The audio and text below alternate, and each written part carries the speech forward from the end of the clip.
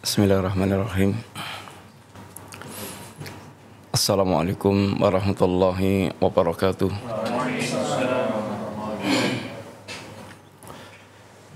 Innalhamdalillah wassalatu wassalamu ala rasulillah wa ala alihi wa ashabihi wa mawalah wa la hawla wa la quwata illa billah amma ba'du.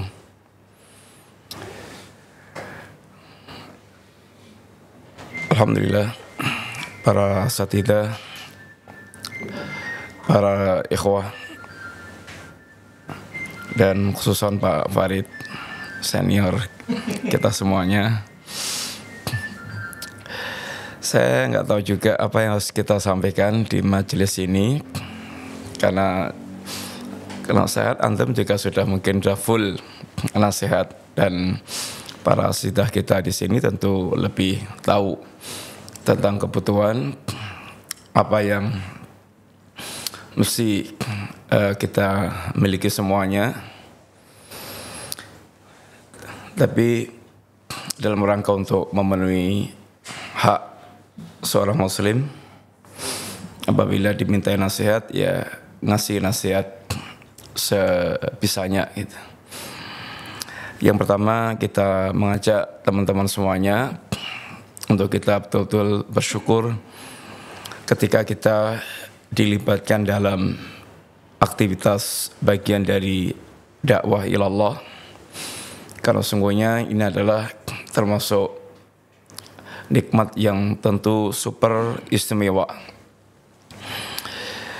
Kita atau dalam diri kita ketika kita dikumpulkan Allah dalam barisan para duat ilallah atau para penggerak dakwah yang berusaha untuk senantiasa ikut andil li'ilali kalimatillah, maka sungguhnya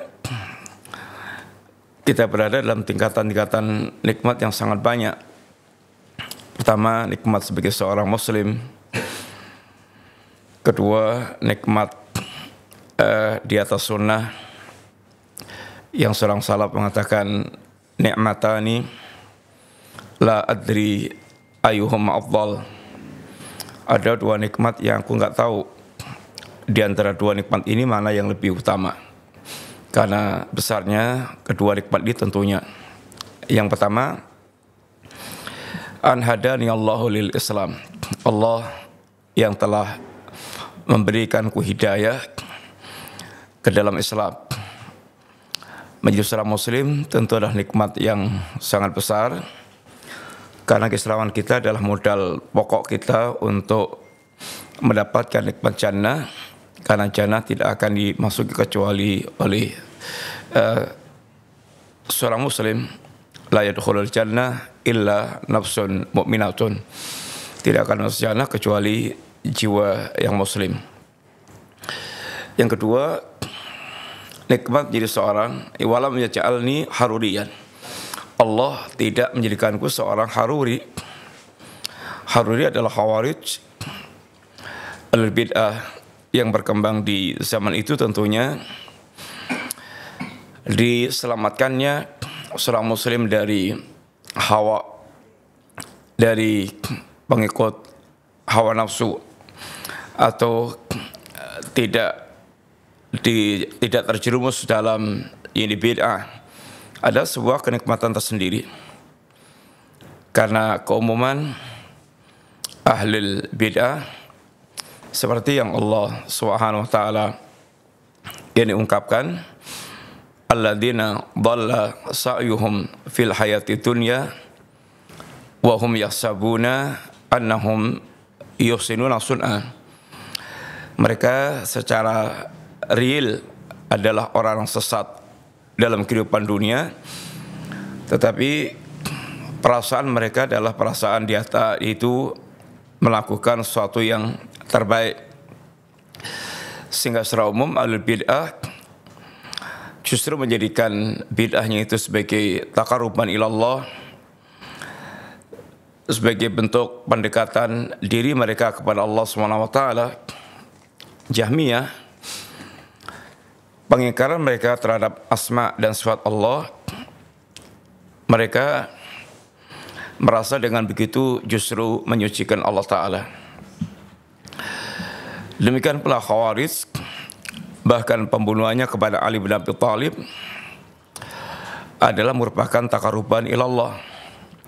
Demikian pula Syiah Rafidhah, pengkafirannya kepada para sahabat, laknatnya kepada Abu Bakar dan Umar, dan perzinaan yang dikemas dengan mut'ah mereka jadikan sebagai bentuk taqarruban ilallah.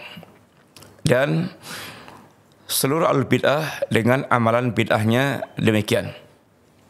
Sehingga ketika seorang muslim diselamatkan dari terjebak, terjerumus dalam berbagai macam ini bid'ah-bid'ah, ini adalah sebuah kenikmatan yang sangat besar yang Allah berikan kepada kita.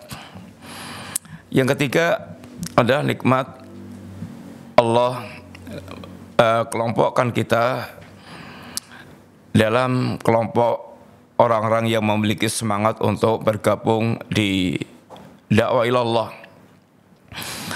Sebagaimana secara umum Allah tegaskan, wa man ahsanu qalan mimman da'a ilallah wa amila salihan wa qala innani minal muslimin.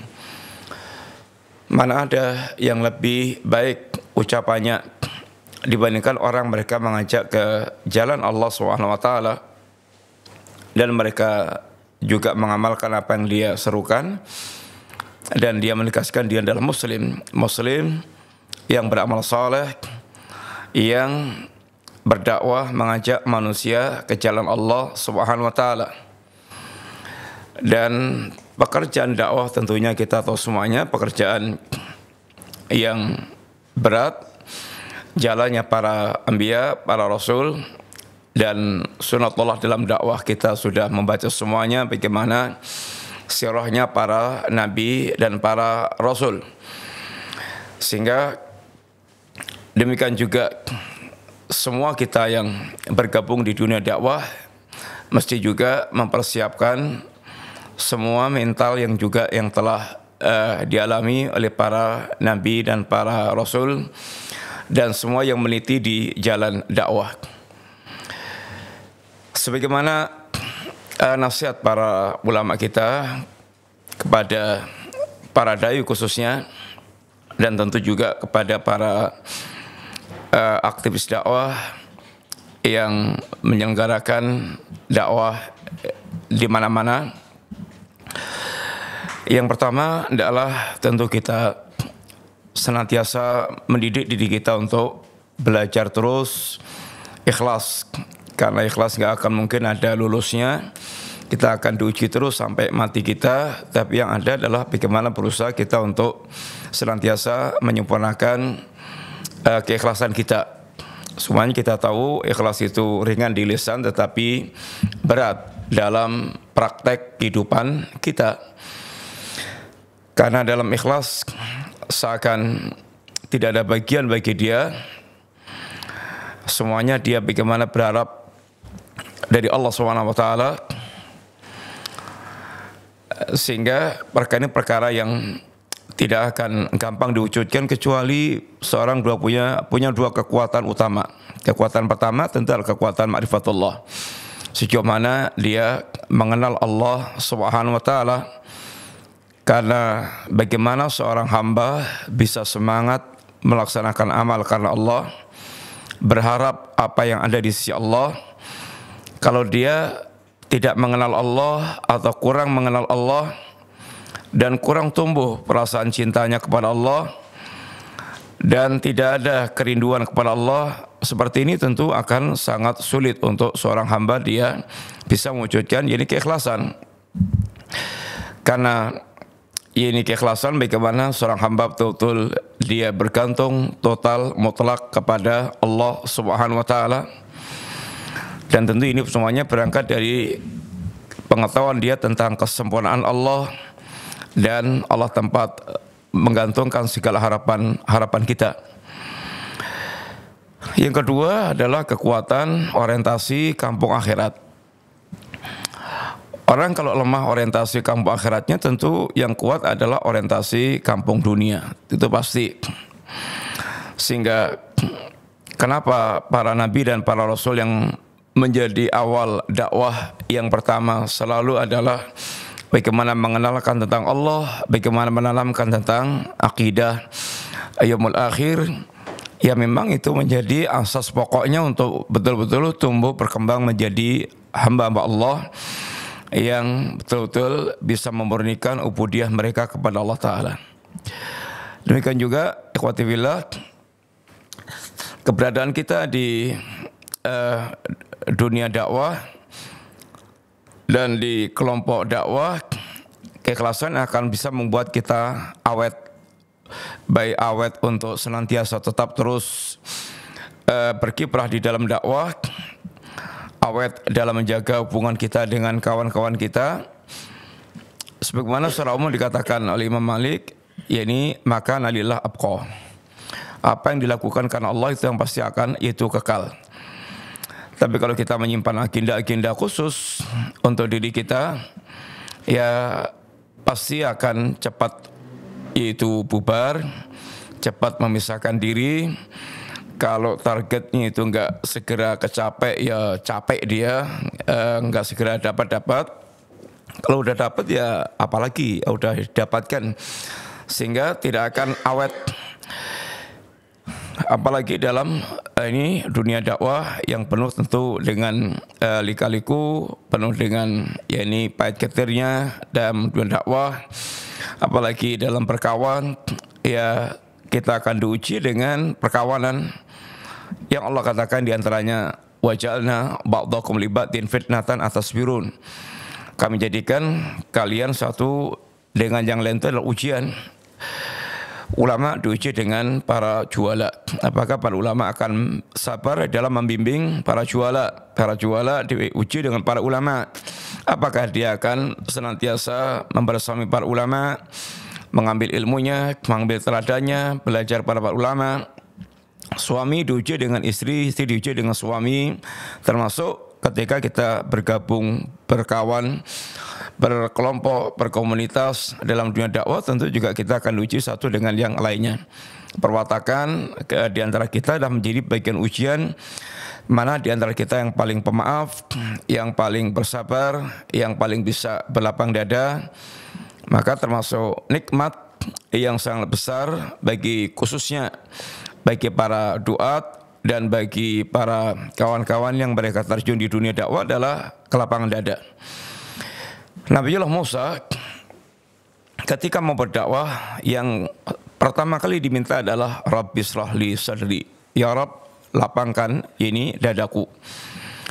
Nabi kita Muhammad sallallahu alaihi wasallam, beliau diingatkan Allah tentang nikmat yang sangat utama ini. Alam nasrah laka sadrak. Tidakkah kami telah melapangkan dada-dadamu ya Muhammad? Dan dengan kelapangan dada ini maka Rasulullah SAW telah sukses mengemban ini amanah dakwah dari awal hingga akhir. Bagaimana Nabi bersabar dengan perlakuan Quraisy selama di Makkah. Bagaimana Nabi bersabar dengan perlakuan orang-orang Taif yang sangat menyayat hati Nabi. Dan bagaimana Nabi bersabar dengan ini permusuhan orang-orang kafir kepada beliau sampai di puncak kemenangan dakwah setelah Nabi terlunta-lunta sekian lama. Maka seandainya Nabi adalah pendendam dan bersempit hati, boleh jadi kepala orang-orang Quraisy akan dipenggal semuanya. Hari yang merupakan yaumul malhamah berubah menjadi yaumul marhamah. Nabi katakan pada mereka semuanya, idhabu wa antum tulaqa. Silahkan kalian sekarang pergi semuanya, enggak ada beban bagi kalian. Ini tentu adalah membutuhkan kelapangan dada yang sangat ini luas. Maka semua hal ini kata Allah, wa ma yulaqaha illa alladziina sabaru wa ma yulaqaha illa dzu hadzin azim. Tidak ada yang bisa mewujudkan hal-hal berat, sulit seperti itu kecuali orang mereka memang bersabar, dan tidak ada bisa mewujudkan itu kecuali orang mereka memiliki bagian hidup yang sangat besar. Ini bagian hidup yang sebesar tentu yang mereka dapatkan dari Allah SWT. Yang kedua, akhwati fillah, termasuk bekal kita semuanya adalah, yakni yang perlu ingatkan adalah jangan lupa untuk terus kita menyadarkan diri kita tentang kebutuhan kita kepada ilmu. Termasuk ya kita yang sering menjadi panitia dakwah juga wajib harus ini berilmu. Jangan sampai nanti ustadz dikirim menjadi artis umpamanya. Ya karena umpamanya ya akhirnya dunia ustadz berubah menjadi dunia artis. Kurang lagi bagaimana mewarnai atau keagungan ilmu menjadi berkurang. Tentu inilah hal yang juga berkaitan dengan sejauh mana kawan-kawan penyelenggara dakwah itu memahami hakikat dakwah dan hakikat ini ilmu, sehingga jangan sampai kemudian justru dakwah kita menggiring kepada sesuatu yang kurang pas. Dan kebutuhan kita kepada ilmu tentu kebutuhan setiap kita secara mutlak. Apalagi seorang dai dan juga seorang yang mengarahkan dalam dunia dakwah. Dan tentu ilmu ini adalah ya luas tanpa batas yang kita tidak akan pernah yaitu selesai untuk kita selalu menambah ilmu kita. Yang Allah SWT mengajarkan pada nabi kita untuk senantiasa minta tambahan ilmu yang menunjukkan ilmu sesuatu yang sangat agung, dan memang ilmu tidak akan pernah habis untuk kita yaitu cari. Nabiullah Musa di antara pelajaran terbesarnya ketika berkisah tentang yaitu Khidir, maka faedah terbesar rasanya rihlah li talabil ilmi. La abraku hatta majamal bahraini au amdiya huquba. Aku tidak akan berhenti untuk mendapatkan, atau aku tidak akan berhenti sampai ketemu dengan ini pertemuan dua lautan, atau harus aku menempuh perjalanan yang bertahun-tahun sekalipun. Sehingga faedah kisah Khidir sungguhnya adalah yaitu keagungan dalam hal rihlah li talabil ilmi, yang menunjukkan ilmu sesuatu yang sangat ini agung. Dan kita semuanya tahu bahwasanya dakwah sunnah adalah dakwah iqamatul hujjah, agar manusia liyahlika man halaka an bayinatin wa yahya man hayya an bayinatin, agar mereka yang binasa setelah tegaknya hujjah, demikian pula yang ingin hidup di atas ini hujah yang terang benderang. Tentu ini adalah sangat membutuhkan semangat kita untuk terus itu menambah sisi ilmu kita. Kemudian di antara pula yang para ulama nasihatkan kita adalah untuk senantiasa kita ini memiliki kelembutan, arifku, merupakan modal utama seorang dai dan juga kita yang berkiprah di dunia dakwah. Ini awal itu dasar kelembutan kita dalam membangun muamalah. Inna rifqa la yakunu fi syai'in ila zana wala yunsawan syai'in ila syana.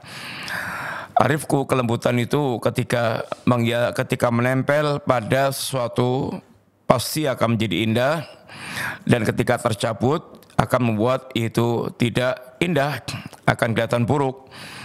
Suami istri nggak ada kelembutan tentu juga akan kelihatan buruk. Pergaulan di antara kawan-kawan juga nggak ada kelembutan juga akan nampak ini buruk. Dan hendaknya seorang dai, kita semuanya aktivis dakwah, punya angan-angan yang panjang. Ini punya cita-cita yang panjang berkaitan dengan perjalanan dakwahnya itu, sehingga tidak gampang ceklean. Tidak gampang ceklean sini. mutung, tidak gampang mutung, tidak ceklean, tidak gampang putus asa. Sebagaimana ketika Nabi mendapatkan perlakuan yang sangat buruk dari orang-orang Taif, lalu mendapatkan tawaran ini Malakal Jabal yang Allah sudah tahu persis apa yang mereka lakukan pada Nabi. Innallaha qad sami'a qawla qaumik.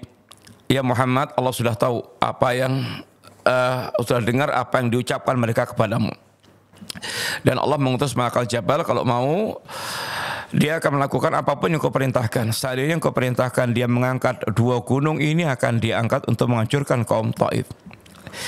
Tapi Nabi orang yang memiliki rasa sayang yang sangat luar biasa dan harapan yang sangat jauh ke depan. Nabi bahkan mengucapkan kalimat bal arju ayukhrijallahu man ya'budullaha min aslabihim man ya'budullaha wahdah la yusyriku bi syai'an. Enggak wahai malaikat, bahkan aku ingin seandainya Allah mengeluarkan dari tulang sulbi mereka orang-orang yang hanya beribadah kepada Allah saja dan tidak menyekutukan Allah sama sekali. Ini tentu harapan panjang Nabi. Seandainya sekarang bapaknya enggak, ya anaknya enggak, ya putuni dan seterusnya ke depan, sehingga harapannya panjang. Dan bahkan Nabi di tengah-tengah penderitaan yang dirasa sangat mendalam, karena penderitaan di Taif itu Nabi lebih rasakan menghunjam, lebih menyayat dibandingkan dengan Uhud. Sehingga Aisyah pernah tanya, ya Rasulullah, ya Rasulullah, apakah pernah datang kepada engkau menimpa ini perkara kana asyadda minal Uhud? Apakah pernah menimpa kepada engkau ya Nabi satu yang lebih berat dibandingkan dengan ini Uhud? Kisah Uhud tentu kita sudah tahu semuanya bagaimana sedihnya Nabi. Peperangan yang awalnya sudah Allah berikan kemenangan, episode awalnya sudah sampai mereka lari terpirit-pirit pulang. Kemudian kaum muslimin mengumpulkan ghanimah, pasukan pemanah yang Nabi letakkan di Bukit Rumat. Mereka tidak konsisten memegangi wasiat Nabi untuk tidak turun baik melihat kami menang atau kalah. Dia rasa sudah selesai peperangan, mereka turun. Dari situlah kemudian insiden Uhud menimpa kaum muslimin. Dan di situ pula Allah mengingatkan tentang fitnah harta, minkum man yuridu dunya wa minkum man yuridul akhirah. Ayat ini berkaitan dengan para sahabat Nabi di perang Uhud, dan sehingga di antara sahabat mengatakan, baru saya tahu ada sahabat Nabi yang mereka ini terperdaya dengan itu dunia. Maka kisah Uhud ini yang Nabi sendiri terluka, memakan 70 korban, 70 syuhada Uhud, termasuk paman Nabi paling yang tercinta yaitu Hamzah bin Abdul Muthalib dan Mus'ab bin Umair. Nabi sangat bersedih intinya. Tetapi kisah Taif lebih menyedihkan Nabi. Ketika Aisyah tanya begitu, Nabi mengatakan ada. Ini ketika beliau menawarkan itu Islam kepada tokoh-tokoh Taif, dan bagaimana mereka kemudian justru mengeluarkan kalimat-kalimat yang sangat menyayat hati Nabi, dan bahkan bersepakat untuk mengusir Nabi dari Taif, dan cara pengusiran pun dengan cara yang sangat itu menghinakan Nabi. Bagaimana Nabi keluar dari barisan budak sambil dibelengkolangi, lempari batu. Sudah keluar dari barisan, masih dikejar lagi sampai Nabi masuk ke kebun anggur. Ini tentu sangat itu menyayat hati Nabi. Dan Nabi kemudian hanya bisa mengeluhkan kepada Allah, Allahumma inni asku ilaika dha'fa quwwati wa qillata hailati wa hawani nafsi wa hawani ala nafsi. Ya Rabb, aku mengeluhkan tentang lemahnya kekuatanku, sedikitnya dayaku, dan hinanya aku di hadapan manusia. Tapi di tengah-tengah penderitaan yang seperti itu, Nabi mendoakan untuk mereka, Allah maghfir qaumi fa innahum la ya'lamun. Ya Allah, ampunkanlah kaumku, sungguhnya mereka tidak tahu. Kalimat ini pertama, Nabi memaafkan mereka. Bersama dengan perlakuan mereka yang sangat buruk, Nabi memaafkan mereka. Yang kedua, ya ini Nabi justru memintakan untuk mereka ini ampunan. Yang ketiga, Nabi bahkan mencarikan alasan untuk mereka. Fa innahum la ya'lamun. Mereka itu tidak mengetahui. Maka ini merupakan bentuk jiwa besarnya Nabi, bagaimana ketika berhadapan dengan orang-orang yang jelas-jelas sangat menyakiti Rasulullah sallallahu alaihi wasallam. Kita sering sekali ya kena musibah-musibah seperti itu dan kemudian langsung putus sehingga berkawan gak awet. Padahal ini yang paling diinginkan oleh iblis, bagaimana membuat tafriq, yakni bainal muslimin, bainal ahibba. Sebagaimana ketika Nabi menyebutkan tentang proyek besarnya iblis adalah bagaimana memisahkan satu dengan yang lainnya. Inna iblisa arsyau alal ma'. Sesungguhnya iblis arsnya itu ada di atas air. Jam berapa maghribnya, Ustaz? Sudah maghrib. Inna iblisa arsyau alal ma'. Iblis itu singgasanya di atas yakni air. Fa ba'atha sarayahu. Kemudian iblis mengutus para utusannya, menyebar pasukannya untuk menyesatkan manusia. Lalu masing-masing mereka laporan kepada iblis dan dikatakan fatnahum, yang paling dekat dengan iblis adalah a'dhamuhum fitnatan, yang paling besar fitnahnya. Masing-masing kemudian lapor kepada iblis, bos, saya sudah lakukan ini dan itu.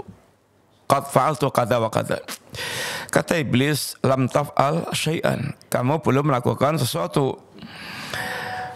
Sampai datang orang yang mereka, tidaklah aku tinggalkan fulan dan fulan kecuali telah aku pisahkan di antara keduanya. Ni'ma anta, kamu setannya. Artinya itu ya kamu yang paling jos, yaitu dalam melaksanakan aksi perusakan manusia. Sehingga tafriq, berpecah belahnya di antara ini orang-orang mereka saling berkawan, saling mencintai atau bersuami istri. Maka ini adalah semuanya adalah termasuk proyek besarnya ini syaitan. Yang kalau Allah Subhanahu wa taala juga memberikan nasihat kepada kita, ini ya ayyuhalladzina amanu atiullah atiullah wa atiur rasul wala tanaza'u fatafshalu wa tadhhabu rihukum wasbiru. Allah memerintahkan kita ini bersabar, kemudian kita senantiasa mentaati Allah dan Rasulnya. Ini adalah pokok pondasi dasar. Senantiasa bagaimana menuntun jiwa kita menjadi jiwa yang selalu bisa mentaati Allah dan Rasulnya. Yang kedua, jangan yaitu tanazu. Jangan kita suka bertengkar, jangan suka berselisih. Hendaklah selalu berusaha untuk menjaga ini ukhuwah di antara kaum muslimin. Yang ketika Syekh Utsaimin itu menjelaskan innamal mu'minuna ikhwatun faslihu baina akhwaikum wattaqullaha la'allakum turhamun, bahwa yang paling besar mendapatkan jatah rahmat Allah adalah yang paling besar upaya mereka untuk senantiasa menjaga kerekatan ini ukhuwah di antara kaum mukminin. Faslihu baina akhwaikum. Sekecil apapun kalau itu bisa merekatkan maka lakukan. Sekecil apapun kalau itu bisa meretakkan maka ini hindari. Karena tanasu akan membuat ini kalian lemah, hilang kekuatan kalian.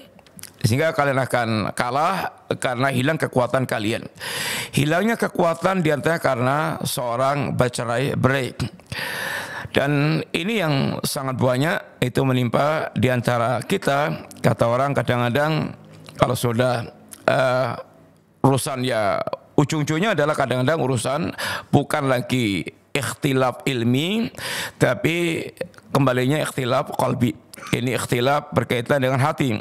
Tapi sering dikemas kemudian dengan kayaknya adalah perbedaan manhaj, kemudian perbedaan itu yang prinsip. Padahal sungguhnya adalah ikhtilaful qalbi, ikhtilaf yang berkaitan dengan hati dia.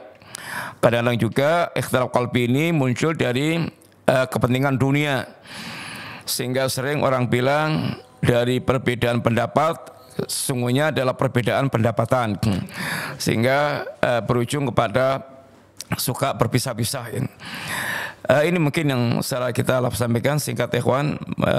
Minta maaf, tentunya semuanya sudah paham, tapi semuanya butuh kita perlu saling tanasuh, saling tawasuh, saling kita mengingatkan. Mudah-mudahan Allah memberkahi waktu kita, menjaga kita semuanya, karena penjagaan Allah di zaman kita tentu adalah sangat kita butuhkan. Kita hidup di zaman fitan, zaman fitnah, syahwat, syubhat, dan berbagai macam hal yang akan menggelincirkan kita dari agama kita.